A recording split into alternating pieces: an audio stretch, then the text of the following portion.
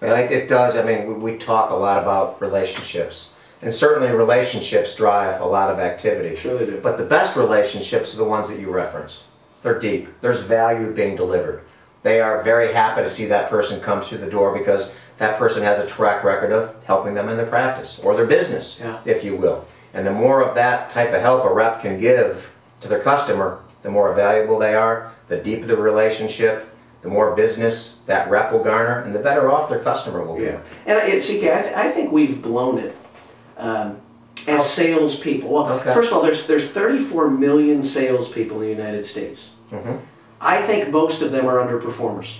See, I don't think it's hard to be a great top-performing salesperson because I think so many folks, especially in the up economy years, you really didn't have to be that prepared. You didn't have to ask great questions. You didn't have to how to overcome common objections. You didn't have to be a big closer. You could be just average, and your commission check would convince you that you were pretty darn good at this.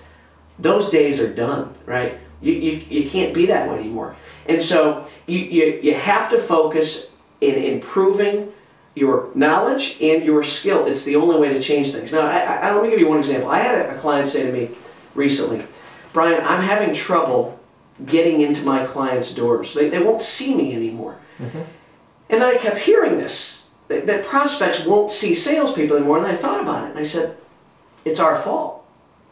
And I think it's our fault because often what we've done is we've shown up just to show up. And I think these prospects get to a point where they say, I don't really need to see you today. And you know, they'll often say, hey, should I pop by on Tuesday? Well, I don't really need to see you. Well, why don't they need to see us? Because the last 5 times we were there, we didn't add value to them. And so we've created this habit that it's just a salesperson who's taking minutes out of my day. Which means if you are the value-added salesperson who's going to be able to give them something that the other person won't, you've got huge potential in this market. This market, more than ever, is, I think, a perfect market for top-performing people. Because the average and the below-average performers, they're going to die. Well, I agree. And I do think, you know, one of the benefits to the top performers is the economic downturn.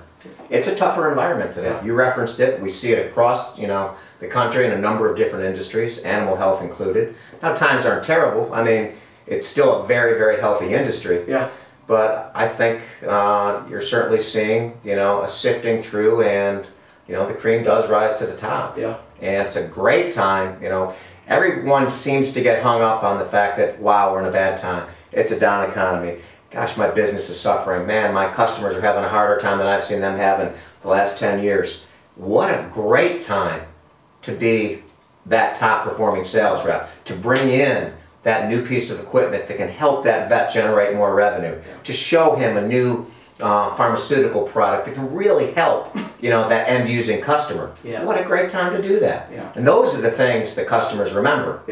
You know, and if you can add those things up with all the things you do in terms of, you know, getting product there on a timely basis, you know, and so on and so forth, that's, you know, that's worth its weight in gold. Well, you know what's funny, what was surprising to me, if you think of what recently happened, and a pretty big event, Barack Obama elected as president. Now, it doesn't matter if you're Democrat or Republican, if you think of what he was selling, right? What was the product he was selling? And it was change. Change was his product, right? Now, I agree. So the United States, the American people, bought change. So if that's the case, are they buying change as it relates to suppliers, right? Here's my point. People don't feel comfortable right now, right? And they didn't feel comfortable 6 months ago or November. And so when we don't feel real good about ourselves, we look for solutions. I ask salespeople, are you the solution? Are you the Band-Aid? Are you the feel-good that your clients are looking for right now? You see, a lot of them say, my client, they're pulling back. They're pulling back. No, they're not. They're actually antsy, and they're looking for somebody to put their mind at ease. And so the question to salespeople, are you going to be the one that's going to make them feel like, I need something different. I need something different. Let them go to you because there's comfort in doing business with you because you're bringing them equipment, you're keeping them up to date, and and you're providing fair value at a fair price. And so this whole pulling back bit, some truth to it, but there's also truth in that you got to go into attack mode because they're looking for help.